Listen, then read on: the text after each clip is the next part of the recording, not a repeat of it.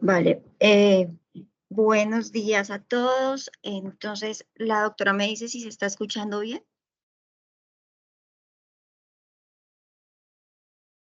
Sí, estamos escuchando, doctora. Listo, perfecto. Bueno, entonces vamos a empezar a hablar acerca del tema de dermatosis específicas del embarazo. Primero quiero darle las gracias a la doctora María del Pilar por estar presente en esta revisión y por haberme asesorado durante toda la revisión del tema como tal. Bueno, para empezar, entonces los temas que vamos a tratar van a abordar básicamente todo lo que tiene que ver con los cambios fisiológicos de la piel en el embarazo, así como también las patologías dermatológicas específicas del embarazo, cuál es su importancia clínica y el riesgo fetal y por qué es tan importante entonces conocer cada una de estas patologías para poderlas abordar y manejarlas de la mejor manera, y pues cuál es el abordaje terapéutico específico, sobre todo teniendo en cuenta que durante la gestación no todos los medicamentos están indicados. Durante la gestación sabemos que hay estructuras propias de la piel, como lo son los queratinocitos, los melanocitos, los fibroblastos, las células inflamatorias y la unidad pilosebácea, pues adicional a eso también las glándulas sudoríparas, que van a estar inducidos básicamente por tres factores que van a ser los que van a alterar estas propiedades. Una son el incremento en la circulación hormonal, que se da durante el embarazo; dos, los factores metabólicos; y tres, la tolerancia inmunológica. Es importante saber que lo que hace que se genere un aumento en la proliferación de los queratinocitos es la actuación de estos tres factores que se van a ver incrementados durante el embarazo. Esto lleva a que haya asimismo un incremento en la angiogénesis, en la melanogénesis y también en la síntesis de colágeno, así como también en la respuesta celular de los linfocitos T, helper 1 y 2, que como sabemos son las células inmunológicas que van a estar asociados a la respuesta inmunitaria contra las infecciones. Para una mejor comprensión, decidí establecer varios grupos acerca de los cambios y las modificaciones fisiológicas que se llevan a cabo en la piel. Unas son las pigmentarias, las vasculares, las estructurales y las que se conocen como anexo. Para empezar, entonces, tenemos que el principal cambio fisiológico durante el embarazo son el aumento en la pigmentación. ¿Qué pasa? Aquí la hiperpigmentación está mediada por el aumento en estrógenos y progestágenos. Asimismo, también de forma sinérgica estimulan el 90% de los melanocitos durante el embarazo, lo que hace que las gestantes, no solo en ellas se produzca un aumento de la melanogénesis, sino que también esté inducida por un aumento en la tirosinasa.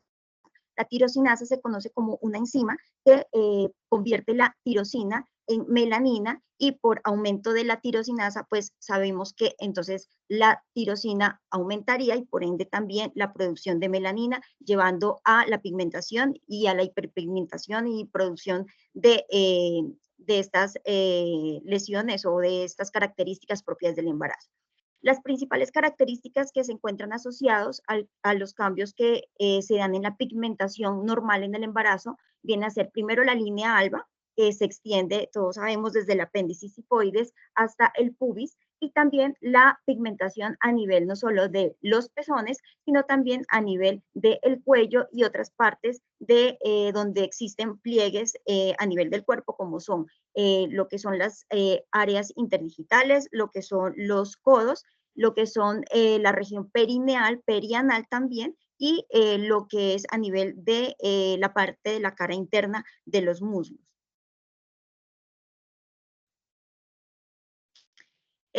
Este cambio fisiológico se ha descrito como una preocupación, pues obviamente en las pacientes, por el cambio físico que en ellas se genera. Muchos de estos cambios pueden llevar a la aparición de síntomas que tienen que ver con los cambios en la salud mental, debido pues a la mala o a la disminución en su vista y en todo lo que tiene que ver con su físico, lo que pues obviamente lleva a cabo a que se produzca pues un mayor número de consultas en estas pacientes. El melasma se conoce como la máscara del embarazo. Esta se caracteriza porque son manchas de color marrón que se localizan principalmente a nivel o alrededor de los ojos, las mejillas, la nariz y que están presentes hasta en el 70% de las gestantes. Este tiene una característica particular y es que el patrón básicamente es facial, es decir, se localiza a nivel de la frente, del dorso de la nariz, del mentón, a nivel de la piel del labio superior o también en la región malar. Estas desaparecen usualmente después del parto, es decir, en la etapa del posparto, y tienden incluso en algunas pacientes a desaparecer hasta un año después del parto. ¿Cuál sería la prevención en la aparición de estas lesiones? Se ha descrito que la menor exposición al sol y el uso del bloqueador solar puede llevar a que haya una disminución en no solo la aparición de las lesiones durante el embarazo, sino que también a una disminución en la pigmentación de estas lesiones. El tratamiento, entonces, como dijimos, va a estar encaminado no solo al uso de medicamentos tópicos como la exfoliación de la piel, sino también el tratamiento oral. Se ha descrito que dentro de los medicamentos de primera línea, que son básicamente tópicos, porque sabemos que en el embarazo no todos los medicamentos pueden ser administrados de vía oral, está el ácido acelaico a una concentración del 15 al 20%. Este es el medicamento que se considera de primera línea, sin embargo, también pues se ha descrito otros medicamentos como los compuestos dentro del grupo de los alfa hidroxialacéticos, en los cuales se va a considerar como dentro del segundo tratamiento o de la segunda línea para el tratamiento del melasma, que ya los vamos a mencionar. ¿Cuál es la función de este ácido acelaico? Este inhibe lo que es la tirosina, que pues obviamente va a llevar a que haya una disminución en la producción de melanina. El tratamiento oral se considera que no está indicado. Digamos que la hidroquinona y la tretinoína son como de los medicamentos más utilizados para este tipo de lesiones, sino que estos medicamentos durante el embarazo se consideran que tienen un potencial teratogénico, por lo tanto ellos están contraindicados en las gestantes. ¿Cuál sería entonces dentro de los medicamentos de segunda línea? Como lo dijimos ahorita, básicamente siempre van a ser los tópicos en el embarazo. Dentro del grupo de la segunda opción están los alfa hidroxiácidos. ¿Cuáles son los componentes o cuáles son las sustancias que pertenecen a este grupo? Son el ácido cólico, el mandélico, el glicólico, los productos a base de niacinamida, la vitamina C tópica y el tiamidol, que se puede dar básicamente después del primer trimestre. Estos medicamentos se ha descrito que si las pacientes no responden lo que es al ácido acelaico, se pueden considerar como segunda línea. Sin embargo, se ha descrito también que el ácido tranexámico, a pesar de que pues sabemos que en el embarazo de forma oral tiene un alto riesgo tromboembólico, en las pacientes no embarazadas se ha descrito que sí disminuye lo que es la aparición y la intensidad de las lesiones producidas en el melasma. Sin embargo, sí se ha descrito que en el embarazo se puede utilizar después del primer trimestre el ácido tranexámico como una opción de forma tópica. Hay en la literatura descripciones acerca del láser y la fototerapia. Estos no se recomiendan, puesto que se ha visto que no han logrado producir una mejoría adecuada, además que al contrario lo que hacen es empeorar el melasma, sobre todo en aquellas pacientes con piel de pigmentación oscura, que se ha visto que en ellas lo que se produce es una acentuación y una hiperpigmentación postinflamatoria que hace que las lesiones pues obviamente sean más visibles. Entonces, sabemos que hay una clasificación dada por la FDA en donde explica el perfil de seguridad de los productos durante el embarazo. La hidroquinona, como lo dije hace un momento, es un medicamento que tiene un potencial teratogénico y pues obviamente no estaría indicado para darlo durante el embarazo. Sin embargo, dentro de la clasificación B, que se define como el uso aceptado en donde el riesgo fetal en humanos no ha sido demostrado, tanto este ácido acelaico como el grupo de los alfa hidroxiácidos se encuentran dentro de la clasificación B, por lo tanto ellos sí se pueden dar de forma tópica. Este es un artículo en donde pues me llamó mucho la atención porque como sabemos y como lo dije hace un momento, la protección solar ayuda mucho a lo que es no solo a la disminución de la intensidad de las lesiones, sino a la disminución en la propiedad de ser más propensos a que aparezca el melasma. Este es un estudio, un ensayo clínico que se llevó a cabo a, que se llevó a cabo con el fin de tener un objetivo y era demostrar el uso del protector solar de amplio espectro en la prevención y el tratamiento del cloasma en las mujeres embarazadas. Este estudio duró 12 meses, utilizó una población de 200 gestantes, en donde en el primer trimestre del embarazo iniciaban con la administración del bloqueador solar y pues la idea era que posterior a varias visitas, como por ejemplo, desde el momento en que ellas dicen estoy embarazada, les dan empiezan con la aplicación del bloqueador solar a los 3, a los 6 y luego a los 3 meses de la última revisión, lo que querían era pues verificar qué tanto riesgo tenían de que aparezcan ellas lesiones asociadas pues al melasma o como disminución de la intensidad en aquellas pacientes que de pronto ya venían con algún tipo de lesión hiperpigmentada. ¿En qué consistía, digamos que el estudio o cómo se llevó a cabo? Lo que hacían era aplicar cada 2 horas el protector solar y pues a ellas se les recomendaba que evitaran en lo posible los preparados tópicos que iban a interactuar de alguna manera con el bloqueador solar que ellos le iban a dar.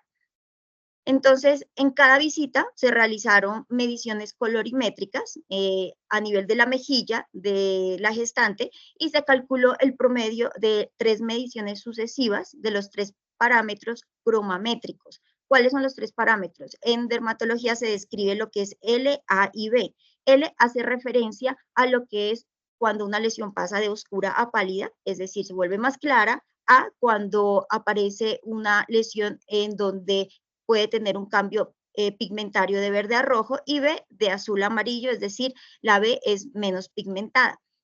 También se calculó digamos que un concepto que se conoce como ELITA, este lo que hace o se define como ángulo tipológico individual, que se caracteriza básicamente a evaluar la intensidad de la pigmentación de la piel.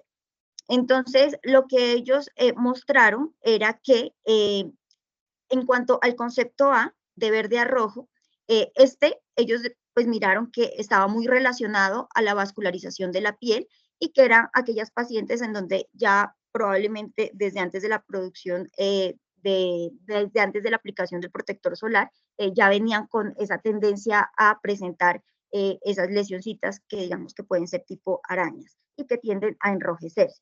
Entonces, ellos lo que vieron fue al final del embarazo, que la piel de las gestantes en promedio estaba significativamente más clara y que el aumento del parámetro L, es decir, de que las lesiones que cambiaron de oscuro a pálido, es decir, que se aclararon, fue del 38% de los casos. Y menos pigmentada, es decir, esas lesiones en donde cambiaron de azul a amarillo, hubo una reducción en el 50% de los casos. Por lo tanto, el resultado es un color de piel significativamente más claro y ellos observaron que entonces lo que es la aplicación del bloqueador solar sí tenía una eficacia preventiva como la aparición del cloasma durante el embarazo. Durante el estudio también ellos vieron que solamente se aparecieron lo que eran 5 nuevos casos de cloasma y 2 casos de cloasma en donde las pacientes pues ya lo tenían previo a la administración del el bloqueador solar. El otro grupo, entonces, viene a ser el grupo de los cambios vasculares. En cuanto a las modificaciones vasculares, la activación endotelial por los estrógenos va a llevar a que se produzca en la piel estos cambios debido a una disminución en el tono del músculo liso. que lleva entonces a la disminución en la resistencia vascular periférica, manifestándose hasta el 67%, y aparece en ellas lo que conocemos como las arañas vasculares. Además, otras de las manifestaciones clínicas es la aparición del eritema palmar, esto debido o explicado fisiológicamente por la expansión del volumen intravascular, pero también existen otros tipos de cambios como lo que se conoce como la marmorea y el eritema reticular, que básicamente están explicados por los cambios a nivel de la regulación vasoautónoma. Otros cambios que también se han visto en estas pacientes, en las gestantes, es que existe una mayor congestión venosa y una compresión uterina que hace pues que lleve a la aparición o a la acentuación de la enfermedad venosa periférica y de alguna manera en las extremidades inferiores una acentuación de lo que son las dilatación pues venosa. En este grupo, como dijimos entonces, vamos a encontrar el eritema palmar. El eritema palmar se presenta generalmente en toda la mano, va a estar restringido a nivel de los dedos, la región tenar y la región hipotenar. Otro de los cambios tenemos lo que es el flushing facial, los calores o el cutis marmorata, que pues también se presenta con bastante frecuencia, y lo que son los signos de congestión venosa y de proliferación vascular, en donde dentro del grupo de la proliferación vascular tenemos a la hiperplasia gingival y a la aparición de granulomas piógenos. La hiperplasia gingival, aunque puede estar asociado a una proliferación, aumento de la proliferación vascular durante la gestación, también se ha descrito que lo que es la disminución en la higiene bucal puede llevar a acentuación en estos cambios durante el embarazo. En cuanto a las estructurales, la principal manifestación de estos cambios va a ser la aparición de las estrías y de los acrocordones. Sabemos que esta es una de las manifestaciones más características durante el embarazo. Fisiológicamente, ¿cómo aparecen las estrías o cómo se han descrito que se producen las estrías? Se dice que lo que es la relaxina y los estrógenos, acompañados de ciertos factores mecánicos, en este caso en el embarazo por la distensión abdominal y de la piel, eh, son factores que van a causar un adelgazamiento de las fibras de la elastina y las microfibrillas de la dermis. La orientación de estas fibras de la piel van a cambiar de perpendicular de forma paralela con respecto a la unión dermoepidérmica, que va a llevar a producir cambios estructurales a nivel de la piel y lo que va a llevar pues obviamente a la aparición de las estrías como tal. Las estrías se presentan en el embarazo hasta en el 70-86%. Sabemos que su principal sitio de localización es a nivel del abdomen, y por la distensión abdominal que se produce sobre todo en aquellas pacientes con embarazo gemelar o aquellas multíparas, pues en ellas va a ser más frecuente la aparición de las estrías. Otra de las características son los acrocordones. Estos se caracterizan porque aparecen en la segunda mitad del embarazo, se definen como pápulas piriformes y pediculadas, que su principal localización va a estar dada a nivel de los pliegues cutáneos.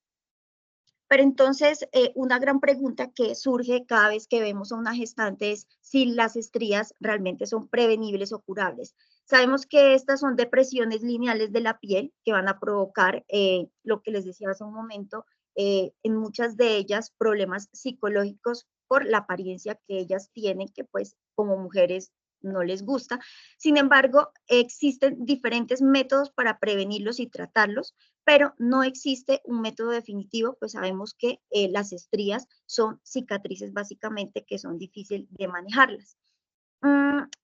Este es un estudio y en base a la pregunta que la mayoría de las gestantes siempre le hacen durante la consulta, es un estudio que lo que tuvo, pues se llevó a cabo en el 2018, se llevó a cabo en Irán. Este tuvo como objetivo comparar el efecto de lo que son dos componentes que son muy asequibles a la mayoría de las pacientes, que es el gel de aloe vera y el aceite de almendras sobre las estrías gravídicas. En este estudio, pues este estudio es un ensayo clínico doble ciego en donde participaron 160 mujeres nulíparas que se dividieron de forma aleatoria en tres grupos que correspondían al grupo de los casos y un grupo que era el grupo de control. Los 4 grupos recibieron 700 gramos de aloe vera, aceite de almendras y una crema que ellos utilizaron, un preparado que le llamaron la crema base. Esta crema ellos la hicieron a base de compuestos que contenían glicerina, trietanolamina, ácido monoestérico, vaselina blanca y agua destilada. Eh, Cuando empezaron a hacerlo, a practicarlo o a ensayarlo como tal en los grupos, el grupo 4 fue el que no recibió ningún medicamento, lo que los hacía pues dentro del grupo de control. ¿Cuáles fueron las variables que ellos utilizaron para evaluar en las pacientes durante las revisiones periódicas que iban a hacer? Una era la aparición de prurito, eritema, y qué tanto se extendían o aumentaban en tamaño las estrías durante el embarazo. Ellos tuvieron en cuenta entonces para las pacientes que iban a entrar dentro del estudio que fueran pacientes nulíparas que tuvieran entre los 20 y 35 años, que tuvieran un índice de masa corporal entre 18 a 25, pues sabemos que la obesidad de alguna manera puede también llevar a la aparición de estrías y pues la idea del estudio era verificar qué tanto aparecían o qué tanto aumentaban en tamaño. Que tuvieran las pacientes una edad gestacional de 16 a 18 semanas, que ellas presentaran como tal de forma voluntaria entrar en lo que es el estudio. Se excluyeron a las pacientes con embarazo gemelar, por lo que dijimos, porque puede distenderse la piel y eso llevar a que haya mayor aparición de estrías, aquellas pacientes que tuvieran polidramios, trabajo pretérmino, o que tuvieran un embarazo en donde el peso fetal estimado del feto pues estuviera por encima del peso aceptable para la edad gestacional. Otro de los criterios de exclusión era que las pacientes no presentaran enfermedades de la piel, que no tuvieran estrías previamente, que evitaran utilizar algún tipo de crema o que de pronto ya venían utilizando algún tipo de crema que podía de alguna manera interactuar con la aloe vera y con el aceite de almendras que iban a empezar a utilizar. Entonces aquí están los 4 grupos. Tenemos el grupo A, en donde se basa, está en base pues a lo que era la crema de base, con el aloe vera, el grupo B, que utilizaban lo que era la crema base con el aceite de almendras, el grupo C solamente utilizaba lo que era la crema base, y el grupo D, que era el grupo de control, en donde no se le aplicaba ningún tipo de medicamento. Como observamos, entonces, empezaron con una población de 160, al final ingresaron 149 pacientes, pero en cada uno de los grupos que pues ingresaron las pacientes, ellas llegaron hasta el final del estudio, en donde pues obviamente no se excluyeron y pues obviamente la muestra iba a ser más grande y nos permitía pues establecer ciertos resultados que nos iban a llevar a tomar pues decisiones en cuanto a si utilizábamos o no estos productos. Después de que se realizó el seguimiento en las pacientes, que eran 5 visitas, ellos que observaron que había una diferencia significativa entre el diámetro de las estrías y que además se habían reducido el número de estrías. Esta reducción pues se vio en cuanto al diámetro de las lesiones y en cuanto a la aparición del número de lesiones. Asimismo también en términos de reducción del número de estrías, se observó que esto también estaba dentro o bueno, que tuvo como resultados una diferencia estadísticamente significativa. Esta tabla entonces muestra el eritema y la evolución que tuvo en los 4 grupos durante las 5 visitas que se realizaron y que se llevaron a cabo en estas pacientes, que se observó que la aloe vera y el aceite de almendras definitivamente sí tienen un impacto positivo en la reducción del eritema de las estrías, observando, como vemos en la tabla, que hay un p-valor estadísticamente significativo. Asimismo, también compararon los 4 grupos y en ellos qué tanta era la intensidad de la aparición del prurito y cuánto mejoraba con la aplicación de estos 2 productos durante las 5 visitas que ellos realizaron, observando que definitivamente sí hubo una disminución gradual en el prurito de las estrías con el uso de la crema base de aloe vera y en las 5 visitas observaron que los resultados definitivamente sí eran estadísticamente significativos. Entonces ellos llegan a la conclusión de que las cremas a base de aloe vera y aceite de almendras sí reducen no solo lo que es el prurito a nivel de las estrías, sino que también previenen su progresión. Otra de las características son las estructurales. En cuanto a los cambios estructurales, tenemos que el efluvio telógeno es uno de los principales cambios también que se dan durante el embarazo y otra de las preocupaciones de las pacientes. El 80% aproximadamente del cabello lo que hace es encontrarse en una fase anágena normalmente, que esta fase pues se define como la fase de crecimiento y durante el embarazo lo que sucede es que hay un aumento de la fase anágena que lleva a que haya pues obviamente aumento en el crecimiento y en la cantidad del cabello.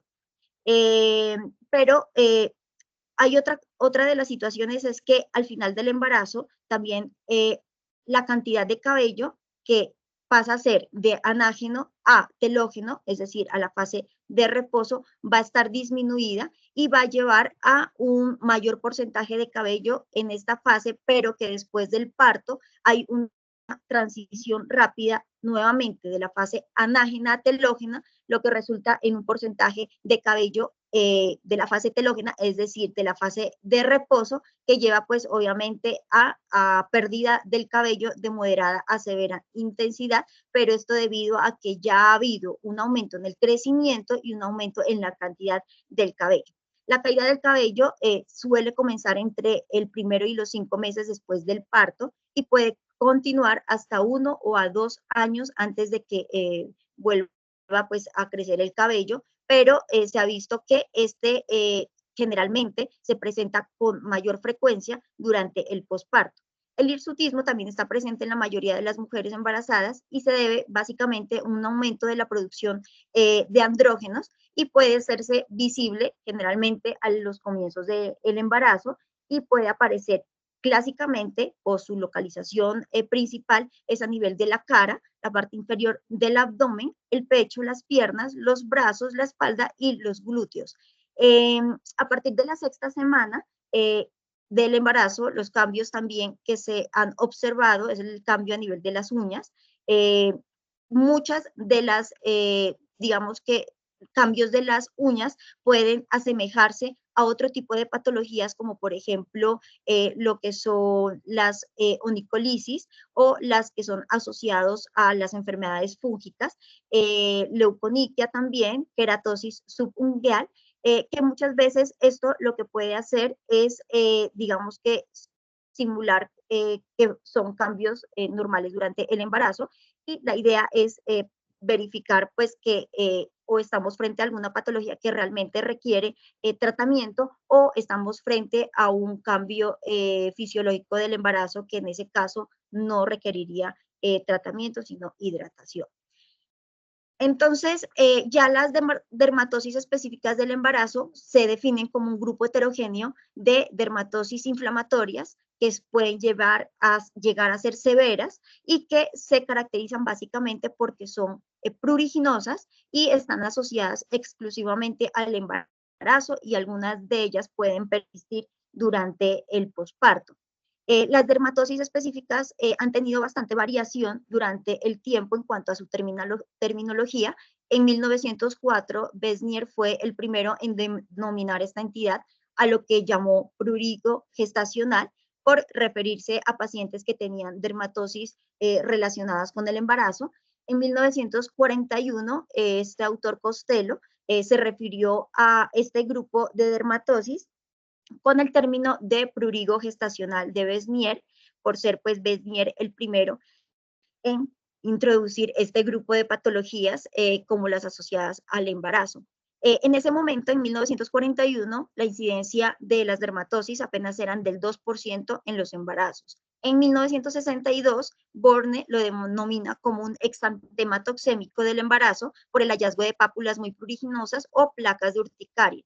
Y para la misma fecha, Spenger y colaboradores realizan una serie de casos de gestantes que presentaban pápulas y eran pápulas que además de eso se caracterizaban porque tenían escoriaciones y estaban, digamos que en varias zonas extensas de las gestantes y se caracterizaban además por tener prurito que se presentaba principalmente en lo que era el segundo y el tercer trimestre del embarazo.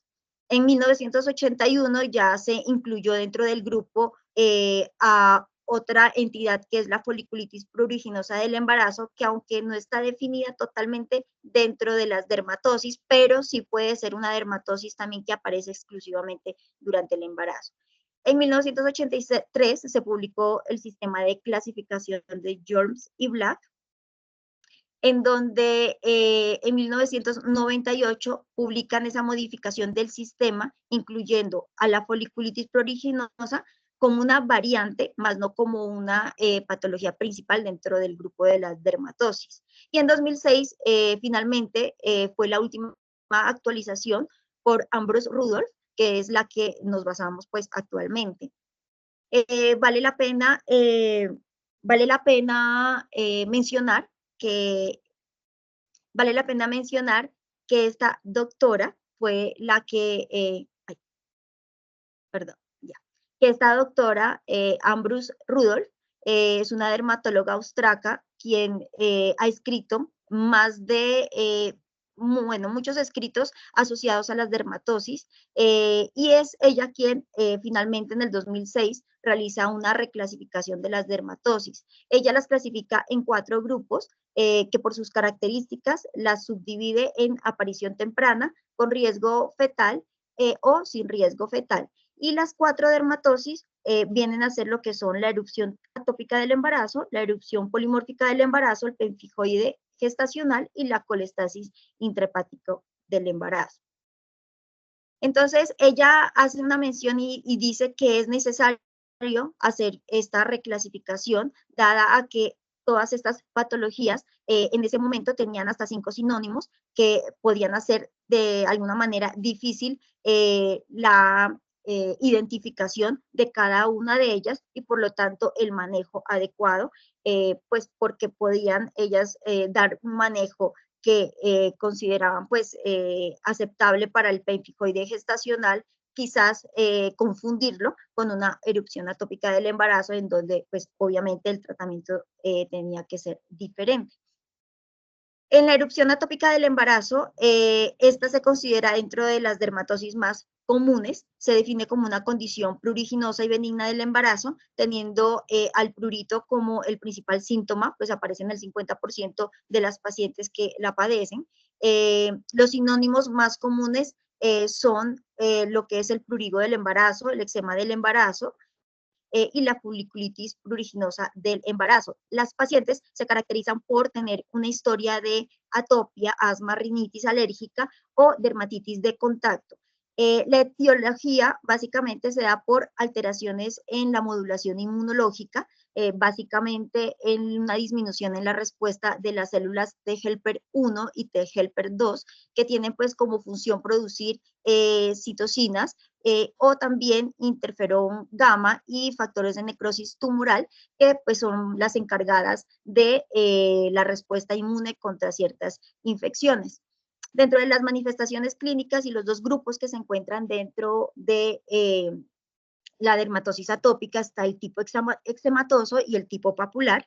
La tipo eczematoso consiste en la aparición de parches eczematosos, pápulas eritematosas o excoriadas que aparecen principalmente en el área de flexión como las axilas, el cuello, detrás de las rodillas y el codo. Y las de tipo papular son las lesiones que se caracterizan por presentar pápulas que van a estar agrupadas, que pueden tener costras o que van a formar placas eczematosas que se van a localizar principalmente en las extremidades y que tienen una característica y es que durante el posparto inmediato estas tienden a resolverse. Sin embargo, se ha descrito que algunas de las pacientes pueden persistir con este tipo de lesiones hasta los 3 meses posparto. La clínica entonces en general tenemos tanto del tipo eczematoso como papular, es que se presentan las pápulas eritematosas, las vesículas con prurito intenso, atopia en pliegues, xerodermia, a nivel de lo que son las extremidades y a nivel del tórax. Es importante resaltar que esta patología no representa un riesgo materno ni fetal, pero el diagnóstico diferencial debe ser siempre con la erupción polimorfa del embarazo, pues la erupción atópica del embarazo se diferencia de la polimórfica en que esta respeta la localización de las lesiones, respeta las estrías y es de aparición temprana. Aparte, esta se resuelve en el posparto y, como dijimos, puede persistir hasta 3 meses, y el diagnóstico básicamente no solo va a ser por clínica, sino que también por aquellas pacientes con antecedentes de atopia que van a tener una mayor prevalencia o un mayor riesgo de presentar la dermatosis atópica del embarazo. Además de la clínica, también es importante tener en cuenta las características de las lesiones, y se puede dar incluso también por laboratorio, que se puede uno apoyar en ellos, porque se ha visto que las pacientes en donde han utilizado tejido para biopsia, ellos reportan lo que es una esponjiosis, acantosis, hiperkeratosis y parakeratosis. Estas son como los hallazgos más frecuentes. Sin embargo, ellos describen que es importante tenerlos en cuenta porque muchas veces esto lleva a confusiones en el diagnóstico, y que pues obviamente al confundir el diagnóstico, como lo dijimos anteriormente, pues va a llevar a que de alguna manera no se dé el tratamiento adecuado. Se ha visto que otra de las herramientas en este tipo de dermatosis es utilizar el conteo de la inmunoglobulina E sérica total, la cual en estas pacientes usualmente está aumentada hasta en el 70% de los casos. Listo. El objetivo del tratamiento, entonces, vamos a ver qué es el alivio de los síntomas. Recomiendan que se lleve a cabo una adecuada hidratación en la piel, utilizando productos a base de emolientes, y el tratamiento, pues, básicamente va a ser la aplicación de los corticoides tópicos de potencia baja a media, que pues eso va a ayudar de alguna manera a controlar los síntomas, ayudado de la administración de antihistamínicos oral de primera generación, en los cuales pues ellos recomiendan la administración de clorfeniramina, loratadina, cetiricina de segunda generación, también pueden ser útiles para controlar lo que es el prurito. La erupción polimorfa del embarazo es también conocida como el rash toxémico del embarazo. Este afecta a las mujeres primigestantes en la última semana de embarazo o inmediatamente después del parto. Esta tiene una incidencia de 1 en 160 o a 300 embarazos. Básicamente el principal factor de riesgo es el aumento excesivo de peso, los embarazos múltiples, fetos macrosómicos, y la etiología, aunque no está muy bien descrita, se ha explicado en muchos de la literatura, que está relacionada básicamente con alteraciones del colágeno y también del tejido conectivo, como también a alteraciones inmunológicas de la respuesta humoral, llevando pues obviamente a la producción de aumento en las células de Helper, que van a tener pues mayor respuesta y pues sí, mayor respuesta frente a lo que es la producción también de citocinas, interferón gamma.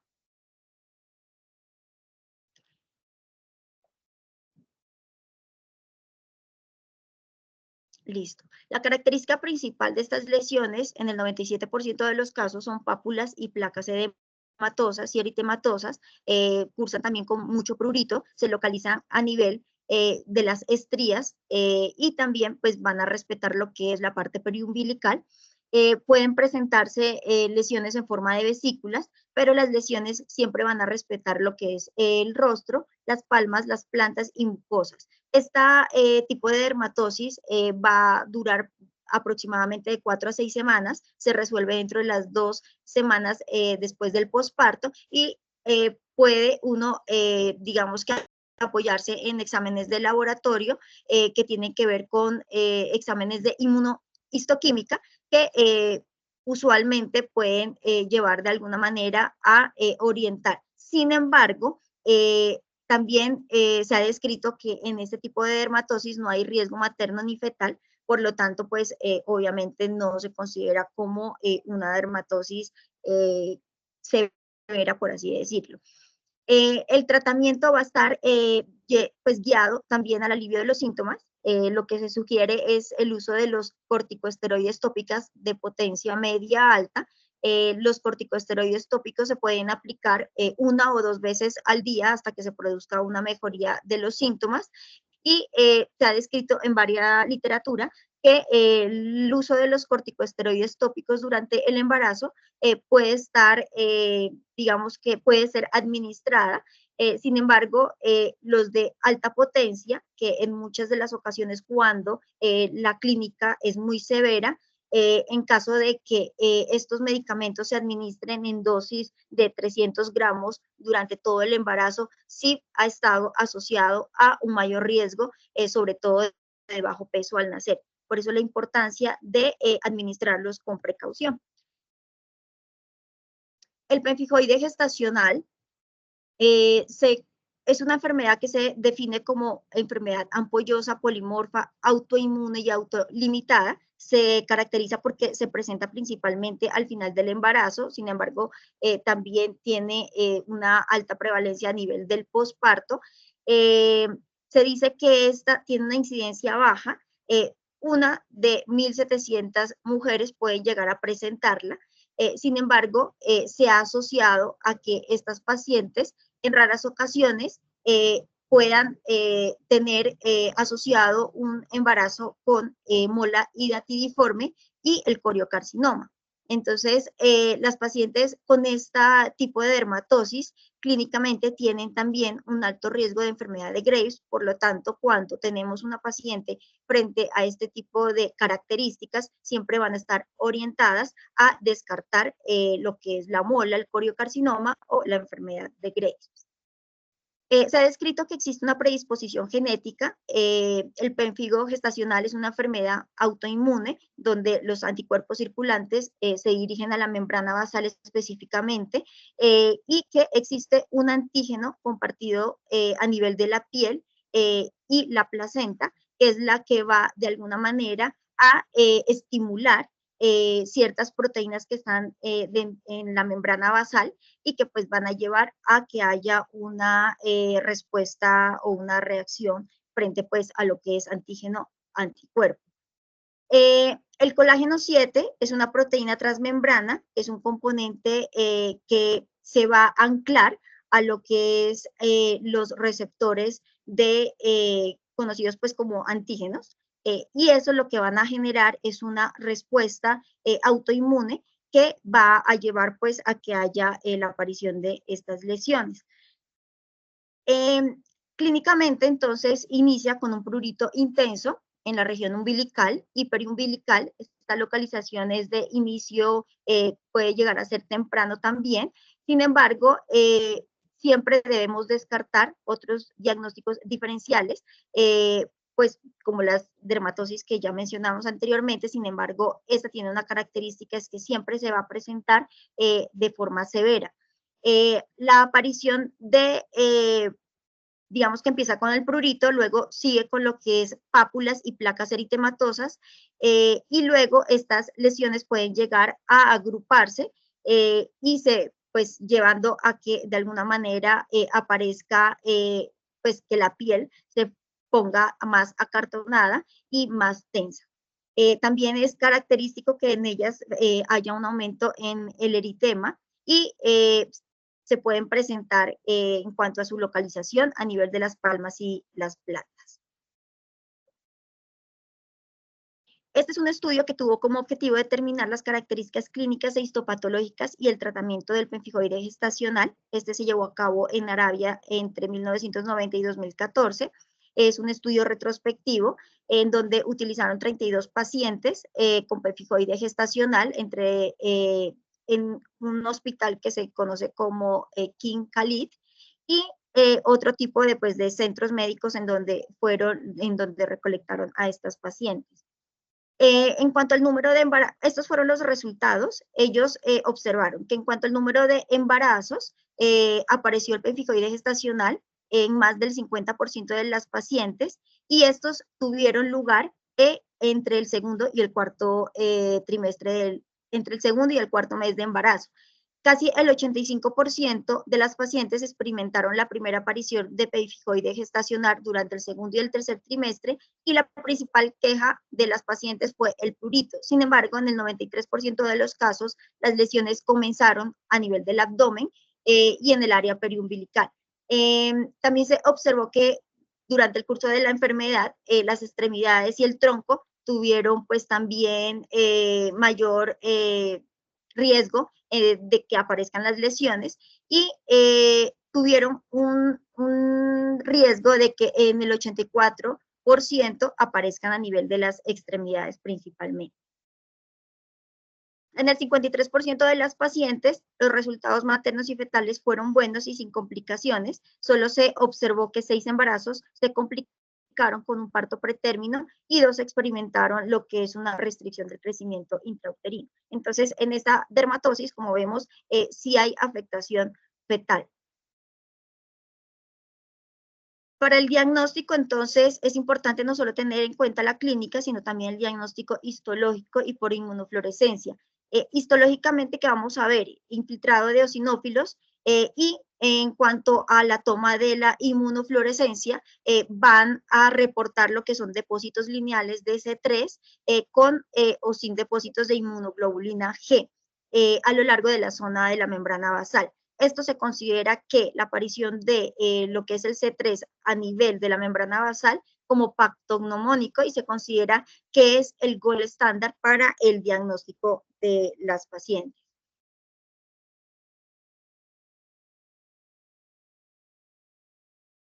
En pacientes con pemphigoide gestacional también se puede observar que hay algo que se conoce como la bilitis. Esta es una lesión placentaria en donde es una lesión placentaria inflamatoria que afecta a las vellosidades coriónicas. Es una condición recurrente con mayor riesgo de, ay, sí, con mayor riesgo de crecimiento intrauterino disminuido. Por eso es importante que en las pacientes que tengan el pemphigoide gestacional se les debe hacer un seguimiento con el Doppler cada 1 a 2 semanas y una ecografía obstétrica cada 2 semanas.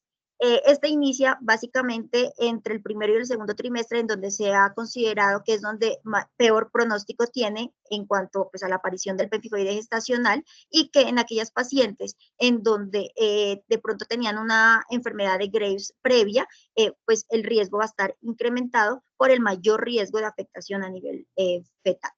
¿Cuál es el tratamiento básico de esto? Al igual que las anteriores, siempre va a estar dado por el uso de los corticoides y de los antihistamínicos. Los corticoides que se utilizan van a ser los de potencia alta, debido pues a la severidad de las características clínicas. Recomiendan que cuando hay lesiones entre leves a moderadas, el tratamiento básicamente va a ser tópico, utilizando lo que es el fluoroato de mometasona en forma de ungüento al 0,1%, pero en aquellas pacientes en donde ya hay un aumento en la severidad de las lesiones, el tratamiento puede ser sistémico. Se recomienda el uso de la prednisona a 0,5 miligramos por kilogramo día, en donde pues varios estudios han pues demostrado que el uso de estos corticoides pues no van a producir de alguna manera afectación fetal. Una vez que los síntomas se estabilizan, se puede retirar el medicamento y continuar con tratamiento tópico para calmar los síntomas. Al igual pues de que en esta se presenta lo que es aumento en el prurito, también están indicados la administración de los antihistamínicos de primera generación como la clorfeniramina, la loratadina y la cetiricina. En la colestasis intrahepática no nos vamos a detener mucho porque pues esto es una entidad básicamente muy extensa que puede pues, ser otro tema aparte de las dermatosis, pero sí tener en cuenta en que el tratamiento de esta patología va a estar dado básicamente por el ácido ursodesoxicólico. Sin embargo, debido a que en ellas la característica principal va a ser el prurito, pues en ella se recomienda concomitante el uso de antihistamínicos orales de primera generación, como la clorfeniramina, loratadina y la cetiricina. Esto pues es algo informativo que ya todos sabemos, que es el uso del Ursacol, que es el que va a ayudar básicamente también a reducir lo que es el prurito.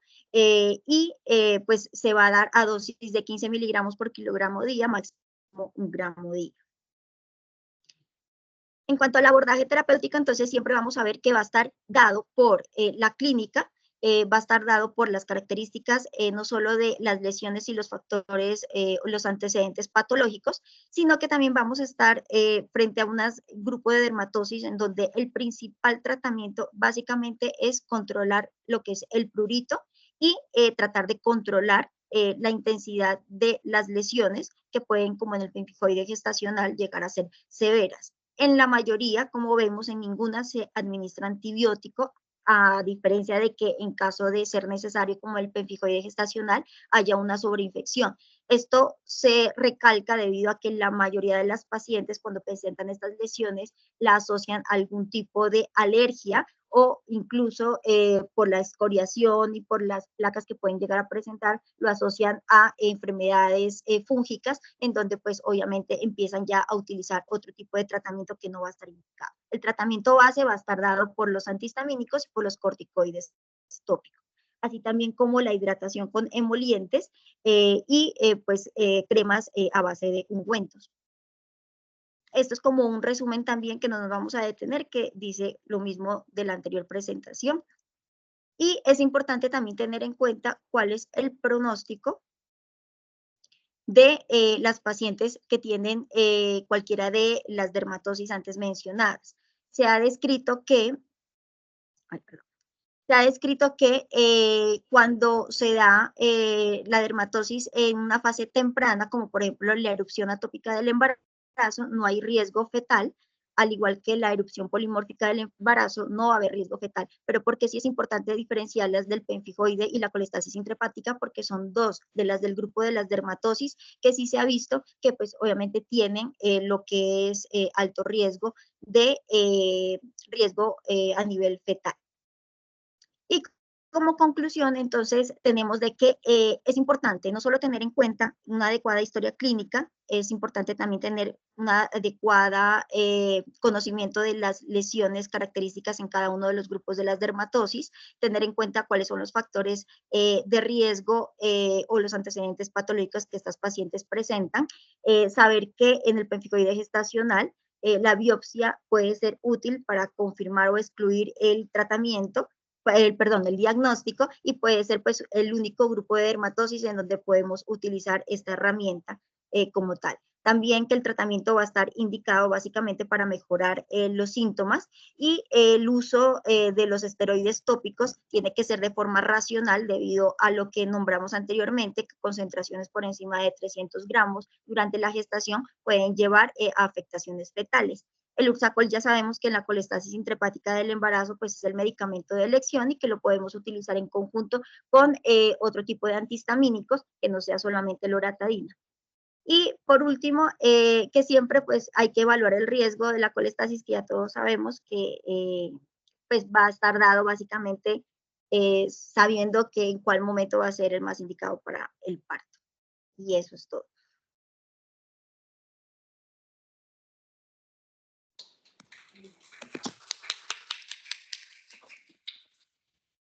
Gracias, doctora, por tu presentación y desarrollo del tema. Bueno, pienso que es importante en este momento darle la palabra a la doctora María del Pilar, experta en todo lo que son los cuidados, el manejo de la piel y obviamente en este tema que estamos desarrollando. Doctora María del Pilar, muchas gracias por acompañar a la doctora Caro y bueno, bienvenida nuevamente. Buenos días, ¿cómo están? Muchas gracias Buenos días. por haberme invitado pues a apoyar a Carolina en esta presentación. Hizo una revisión muy buena. Quería saber si de pronto tenían como alguna duda o algo que quisieran pues como que les complemente.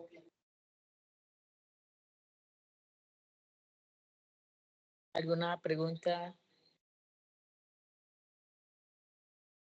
Doctora, tengo una pregunta con relación a el manejo del cabello, que es una pregunta realmente frecuente porque digamos que estos efectos no son a un mes, ni 2, ni 3 meses, sino varios, como la doctora nos hizo su presentación. ¿Hay alguna manera de darle un cuidado para que no sea tan evidente que realmente les causa preocupación a las pacientes, sobre todo posparto, y notan el cambio en la pérdida.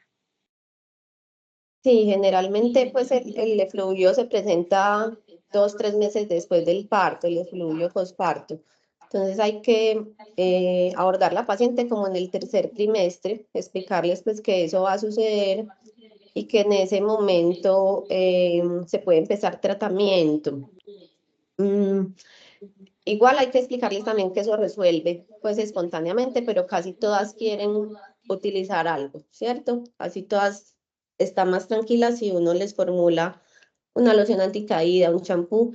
Entonces es muy importante, sobre todo por parte de ustedes, que continúen los micronutrientes al menos 3 meses después y prolongarlos tal vez un poquito más si la paciente continúa con una lactancia materna, ¿sí? Es como lo más importante. Y ya pues como entre las cosas pues como dermocosméticas que uno pudiera utilizar, hay algunas lociones que han demostrado pues que pueden ayudar un poquito para este tema pues del efluvio agudo, inclusive en pacientes también como postquirúrgicas, que son, por ejemplo, si lo quieren anotar, pues es sin conflicto de interés con el laboratorio, pero puede ser el Epicapil loción anticaída o las ampollas de Epicapil, las de Pilopeptan y también pues las de la línea de Anafase, pues también está, se sabe pues que esas también ayudan mucho, inclusive en la época del COVID nos fue pues como relativamente bien en las pacientes que también presentaban ese fluvio después de la infección con ese tipo de preparados, porque los que tienen minoxidil, generalmente en casos de fluvio, ellos empeoran la caída, entonces para que tengan en cuenta que de pronto las pacientes como ya como buscan un poco más en redes y eso, de pronto compran algún producto que tiene minoxidil, que eso es de venta libre y eso les puede empeorar la caída. Muchas gracias, doctora, por la respuesta. Y la otra pregunta es, ¿en qué momento como especialistas en dermatología o en ginecología consideras tú que debemos remitir a un manejo interdisciplinario, por ejemplo, con internistas, porque muchas de las manifestaciones en piel pueden ser periféricas de otro problema? Para ti, ¿cuáles serían las más importantes para tener en cuenta? Se refiere, doctora, como a los cambios fisiológicos que de pronto ya estén asociados como a alguna alteración, de pronto resistencia a la insulina, como la cantosis o no sé si no le entendí Como bien la pregunta. manifestaciones sistémicas de los cambios que se están viendo en piel. Sí, de pronto serían esos, como si ya uno ve que es una paciente que ha tenido como un aumento marcado de peso y tiene esa pigmentación muy marcada en los pliegues, esos signos de acantosis, ¿sí? O cuando ya uno ve que la parte periférica venosa también está pues como muy acentuada, sí sería bueno apoyarnos también del internista en ese caso. Muchas gracias, doctora. ¿Algún otro comentario? Bueno, muchas gracias a las doctoras por su acompañamiento. Doctora Caro, por tu presentación, y a la doctora María del Pilar por sus comentarios. Muchas gracias, que tengan Muchas buen gracias. día. Feliz día. Gracias. Chao.